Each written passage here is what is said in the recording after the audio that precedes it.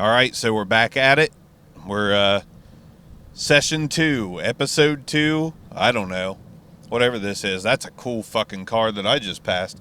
Anyways, we did Bandrew and Bot 355 suggestions, which were Devo and Joe Walsh.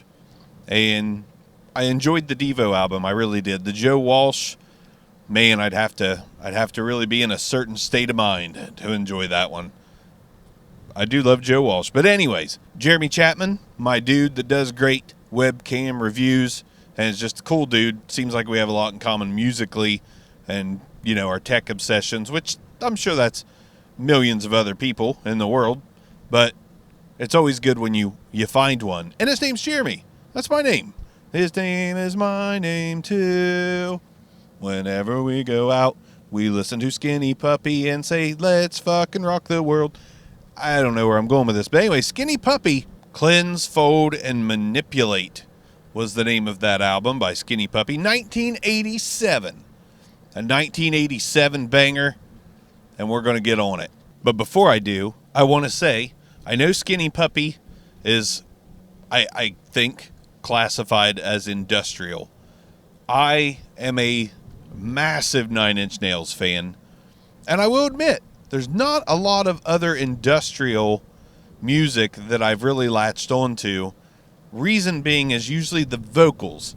To me, there's this thing with industrial music that all the vocals have to sound industrialized too. Like Ministry, I can't get into. Like a lot of these other bands, I have a hard time getting into because the vocals are kind of overly digital. Yeah, yeah. Made myself cough. I have a hard time getting into that shit. To me, Trent Reznor fucking nailed it, man. Like to me, there's nothing quite like Nine Inch Nails. And I know that's the popular choice when it comes to industrial music that 90s kids grew up with, so on and so forth. But it's just perfection to me. Like Trent's voice with that music is so good to me. I listen to Nine Inch Nails very regularly. Very, very regularly. I go back and forth between a lot of albums. The Broken EP is probably one of my favorite compilations of music of all time. The Fragile is up there with that. And then from there on down, those are like the two big ones to me. I love the Downward Spiral and Pretty Hate Machine. And then it goes on and on. I love With Teeth and Hesitation Marks. And then the other ones are kind of on a different tier of their own. It's all good, but some of it's just great. Skinny Puppy. I digress. We need to get on with this. I just like talking about music, man. Like talking about music, man. Hey, man. All right, here we go. This is First Aid. And I did listen to a little tiny snippet on accident when I was queuing it up. But I'll give some initial thoughts and come back and forth as we go. Ooh, see this music. Music's already badass. Oh, man. Musically, First Aid is a banger. The vocals I already like more than Ministry. It does have that kind of like, I wanna suck my own penis so I take my rib out. Saw the little internet thing, like how did that Marilyn Manson rumor spread around so easily whenever it was social media. So far, so good. The vocals, again, not Trent Reznor-ish, but this music is fucking on point. Like, on point. It reminds me, of course, this is pre-Nine Inch Nails, so it's not like they copied off Trent. But definitely hear Trent's influence there. I know Danny Carey's a big fan, drummer for Tool. I'm sure there's lots of other celebrities that are big fans or musicians or whatever. I also hear this band influence someone I'm into heavily right now, a band called Priest that just released a new album recently, and I'm absolutely in love with it. It's like, God, what did my buddy Neil call it? Something to do with like hardcore wave or like dark wave. I think he called it dark wave, but it sounds much like this. All the subgenres kill me. So far, so good on Skinny Puppy. I'm digging this music a lot. The vocals will probably grow on me. Good choice so far, Chapman. I'll keep us updated. I like this. I'm feeling this real hard right now. That's what she said. I'll be back. All right, I'm back like 3 tracks in because Skinny Puppy, this song, Shadowcast, I don't know whether to be a little upset or to be cool with it. But Shadowcast, the beginning of this song, like the voice in the background, kind of like faint screams behind the music, and the music are so reminiscent of Reptile by 9 Inch Nails off the Downward Spiral. It's like uncomfortably similar. And I always hate to see that. Like, the Black Keys did something like this on their new album, Ohio Players. Great fucking album. But it was like an homage to the 70s. And there is a Neil Young sample, basically. Not really a sample. Like, they definitely embellished some of their favorite songs. And I think that was the point. And I think it's okay when you're paying tribute. I don't know if I've ever seen Trant, as they call him on the interwebs, Trant Rosner. I don't know if I've ever seen him like say that Reptile was just like completely inspired by this song, but he should. He definitely should. Regardless, you know, I still love Reptile by 9 Inch Nails, and I think it's okay as long as you just acknowledge that you stole, like you took it. If you acknowledge that you took it, I think it makes it more okay. This album so far, straight fucking banger so far. I will probably be listening to a lot of Skinny Puppy here soon. I'll be back. I want to also add on Shadowcast that the beat and a lot of the sounds have me singing, God is in America. I'm afraid of Americans. I'm afraid of the world. I'm afraid I can't help it. So on Skinny Puppy, as soon as I got done with the Reptile-like song, we got super obscure and had some mostly instrumental tracks. Wasn't feeling those in particular. But now we're on Tear or Beat, which, if you say fast, is Terror Beat. Haha, Terror Beat. A little wordplay there. And a lot of this sounds like something from the Beastie Boys' Five Boroughs album. It's a little different. It's a little hip-hoppy. I was encouraged early on. I gotta say, though, now, like on this song, the vocals have just gotten to the point to where they're like, I'm gonna talk like this just to talk like this. I'm gonna talk like this just to talk like this. It's not bad. Music's still pretty solid. But this is obscure as shit. And I know, you know, it's an opinion, but I think this is why old Trant of 9 Inch Nails was able to take this kind of music and push it to the masses, because he kind of perfected it. This was a great start with some good music. We'll continue later after Tear or Beat, or as I like to call it, License to Ill. All right, Chapman, I've made it all the way through the Skinny Puppy album a couple times.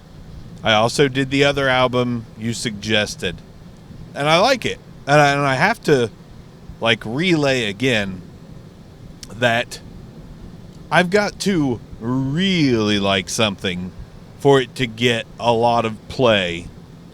Now, Big Duck Energy is up next. Yeah, I bailed on Skinny Puppy. Like, I even listened to their newest album and kind of bounced around a little bit while I was at work, not in the car.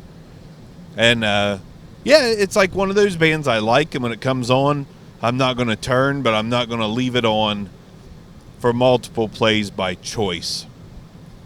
Seriously, man, an album's got to really smack me in the face.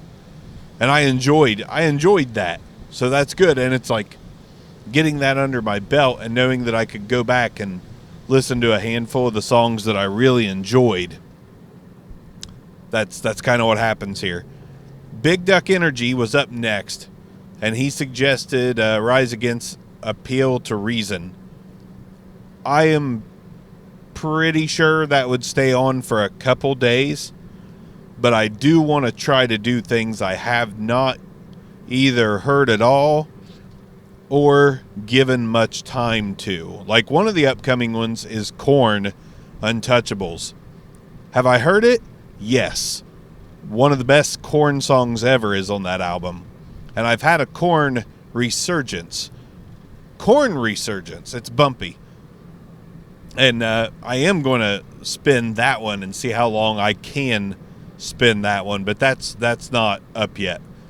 Big Duck Energy's up. And he suggested, he had another suggestion.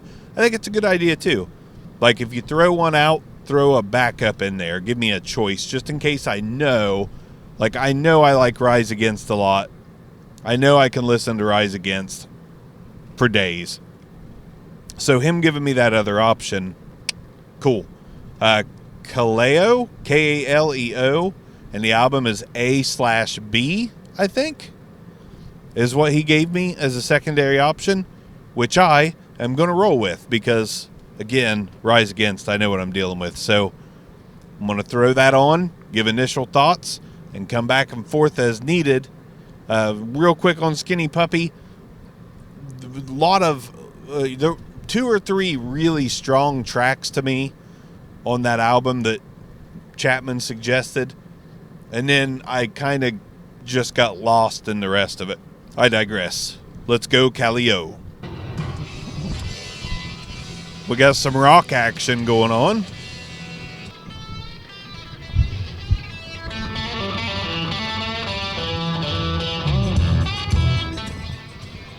Low funky, little Black Keys-ish. Huh. Sometimes I dig this hard and this style, and sometimes I don't. It's got that southern rock meets, I don't know. How do I describe this? It's very Black Keys meets Hozier meets, trying to think of who else. Got that whole like, meow. We'll see. I mean, I can listen to this easily. Big Duck knows his music. Me and him like a lot of the same stuff. He's in the old Discord server for obscure mics. That's how I know that. Felt I had to explain. This is solid. I'll be back. All right, it didn't take me long to come back. Like this, the recording's been off for like a couple minutes. I didn't know who this band was, and now I do. Now I know. Now I know.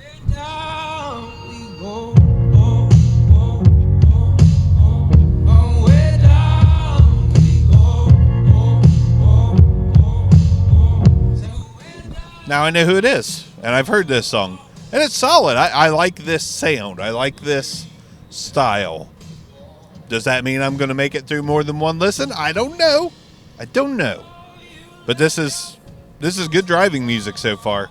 I'm feeling this today on Tuesday, July 2nd, 5:32 p.m. Eastern Standard Time. Woo! Here we go. I'll be back if I need to be back, or when I need to be back. Jack. Okay, I gotta admit, I'm not liking this very much, but no good. Way down we go, and Vor I Vlagalaskage, something like that. Those are solid. The rest of it, no insult. Big Duck, you know how to take me. The rest of it I find a little generic. A little generic. My take, just, how I'm feeling. Nothing overly gravitational about the vocals or the music. It's like a very even-keeled okay for me so far. I know I'm not going to make it a second listen, and I'm on Save Yourself right now. I have one more song left to go. I can't go on without you. Near, far, wherever you are, I cannot go on without you. That's a different song mixed with another song. I know who I am. I'm that dude pretending to be a dude disguised as another dude. I'll be back. I Can't Go On Without You is solid too. So there's like 4 songs that I like, but 4 songs, not enough for an album to go on for me. One listen through, it's on to Korn Untouchables. I know I like this album, or at least I remember liking this album back in the day, long time ago, and I have went on like another little cornhole tour, and I probably listened to this within the last couple years, but has been a minute. I'm kind of excited to hit play on it, to be honest with you. Here we go. I'm gonna blast it. I'm gonna blast it. I'm gonna blast it.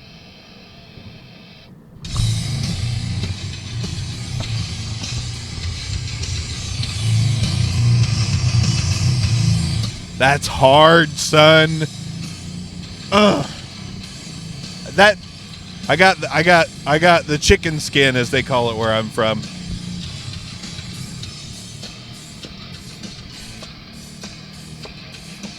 Oh, I love that. Probably can't see it.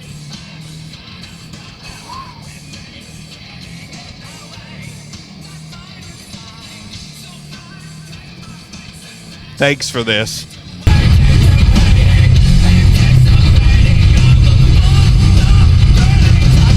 I just keep turning this fucking camera on. You know why? Because I had to pause it. Because I just had to do this.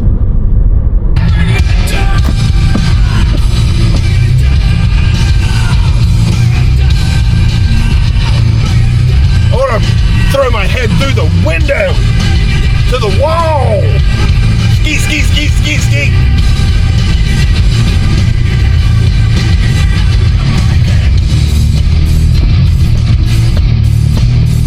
I want to stomp through my floor.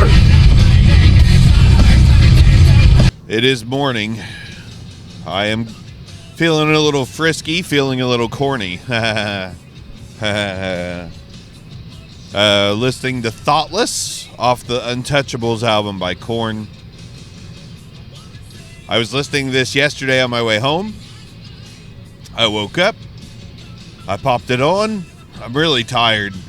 Like, sometimes it's hard to throw the camera up and just have at it. But halfway through my drive, I was like, I will regret if I don't record a snippet of anything. Keeping up with a bunch of channels is a lot. I know Bandrew knows all about that. It is more work than you think it is, for sure. And then sometimes it's not. I don't know.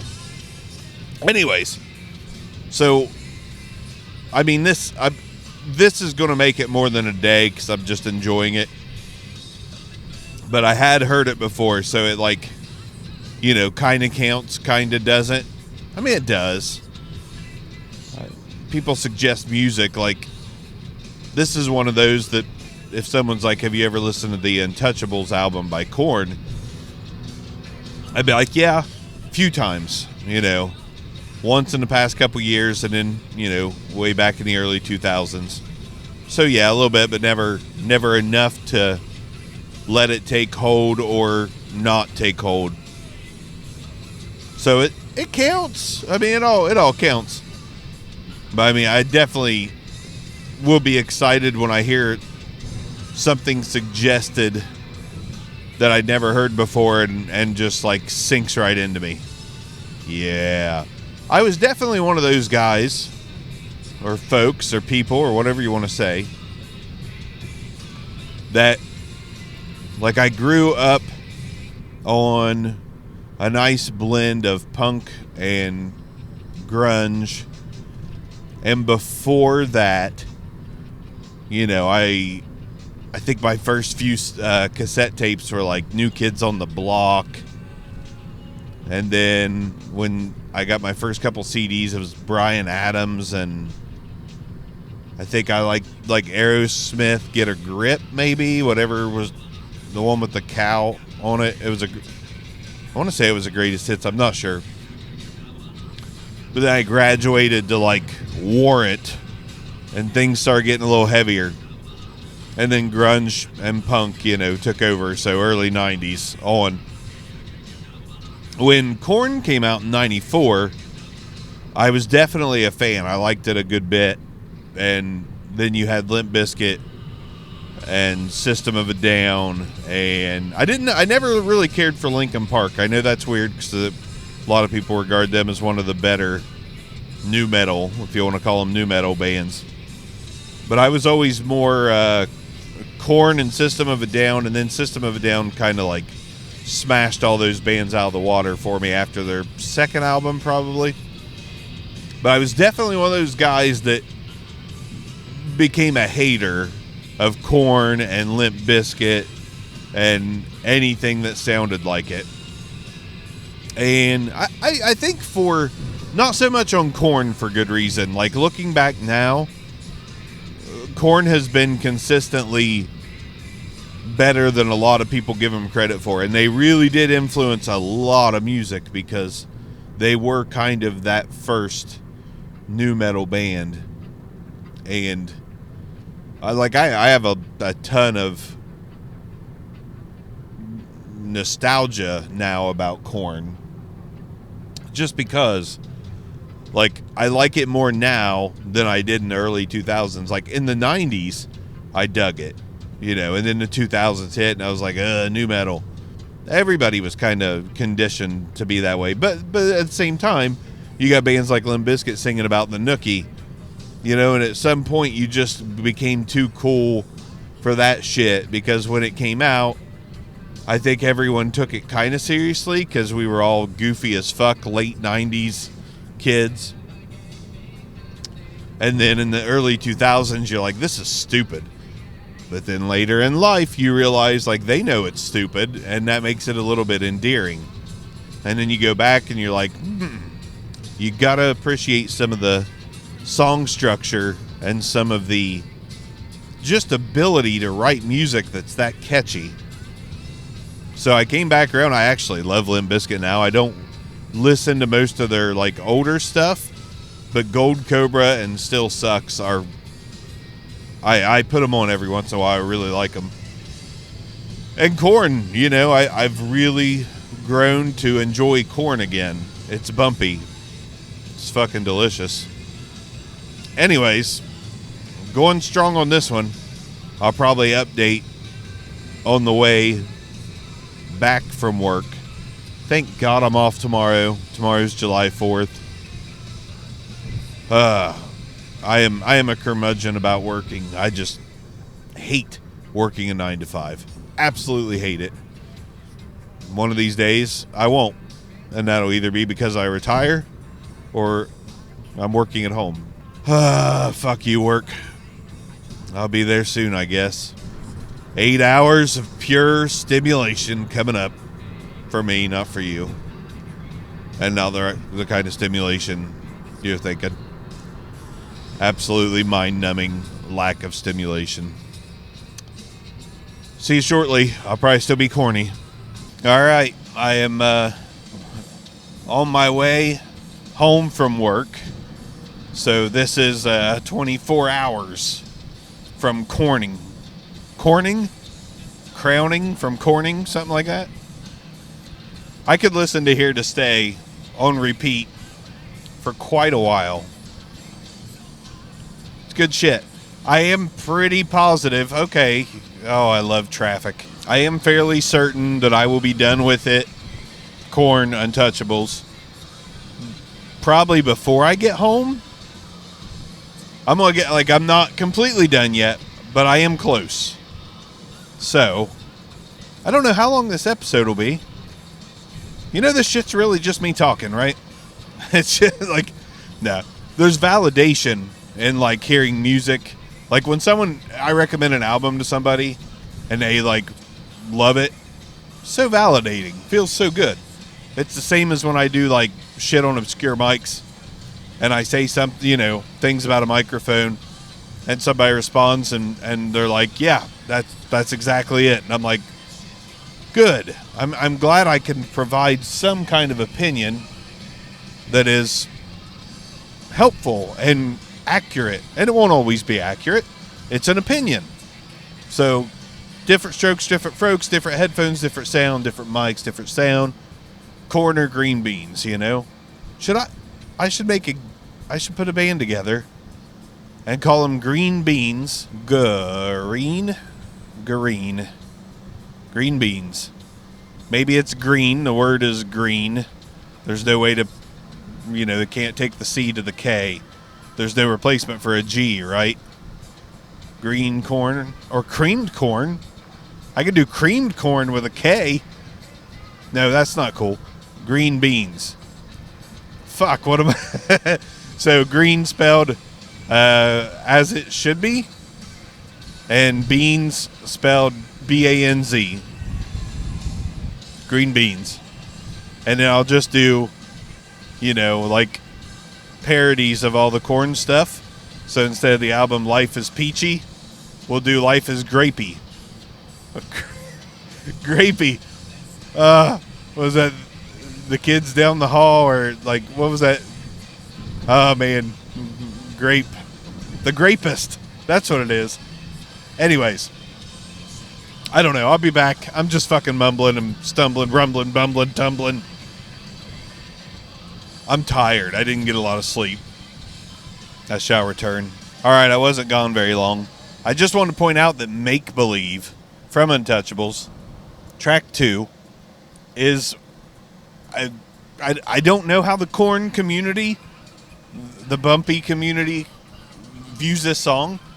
Underrated, man. This is like a really cool ass Korn song, which just sounds crazy. This is a cool ass Korn song. It's about Korn. But seriously, it's got elements of just like things that you don't normally hear Korn do. It's almost melodic. Good shit. Track 3, Blame, is also a banger. So, in like settling in and giving commentary real quick on each song, first 3 tracks are 3 for 3. Good stuff, man. It's a great Korn album. So, the third track is absolutely a banger on this album too. Blame. 3 for 3 on this album is how I view it. It's just really good. It's a good Korn album. It's a good album about Korn. Then honestly, track 4, a little more of like Korn experimenting with sounds that you're not used to from a band. So Korn-like. I would give it a 4 for 4 on the track listing so far. Track 5, Bottled Up. Also solid. Like, pretty solid. 5 for 5. Track 6 is almost as great of a banger as the first track. Thoughtless is the name of the track, and it is. It's hard, son. Let's do it.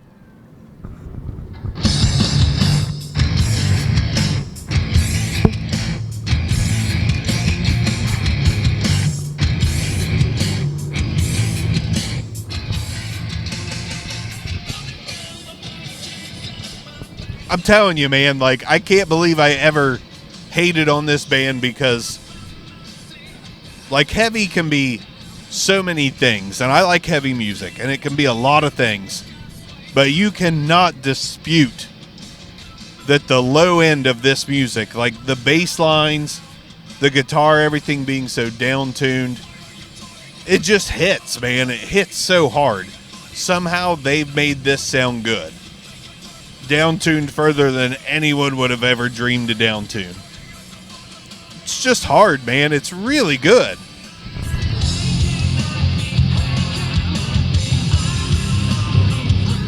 I'm really happy about this suggestion because I'm just banging on with this one.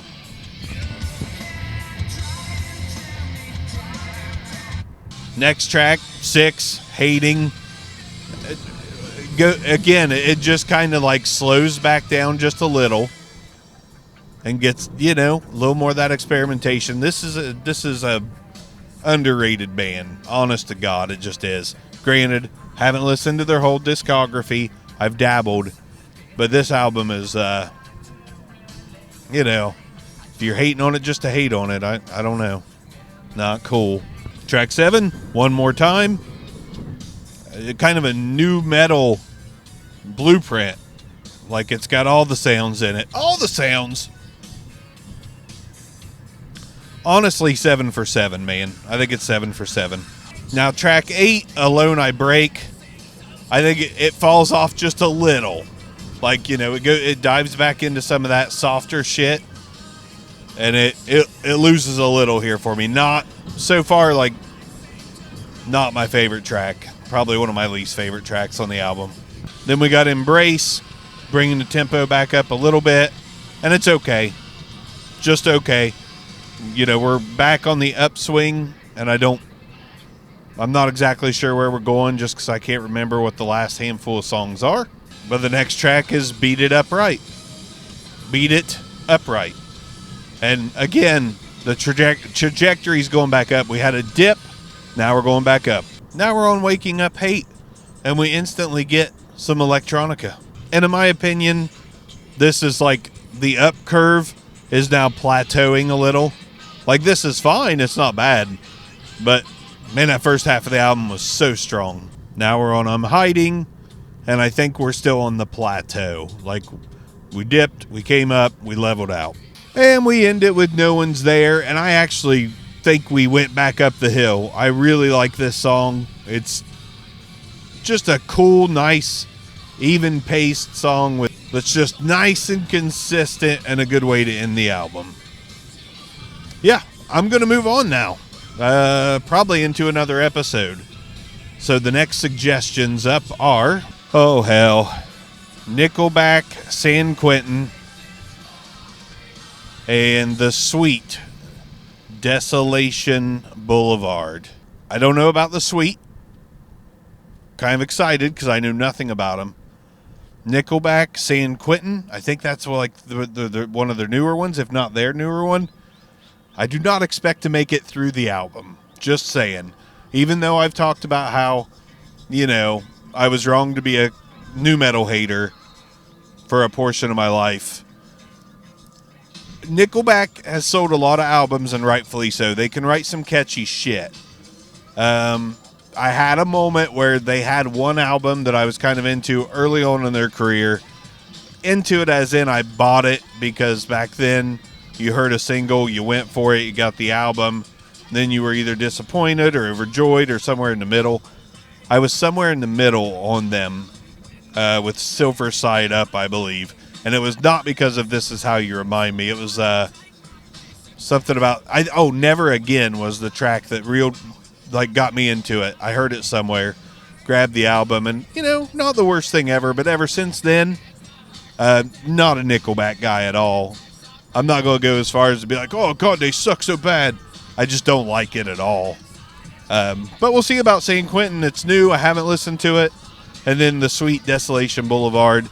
And then maybe even in the same episode, we get to Gil's suggestion of Patrick O'Houlihan. No, Patrick O'Hearn, a Wyndham Hill retrospective.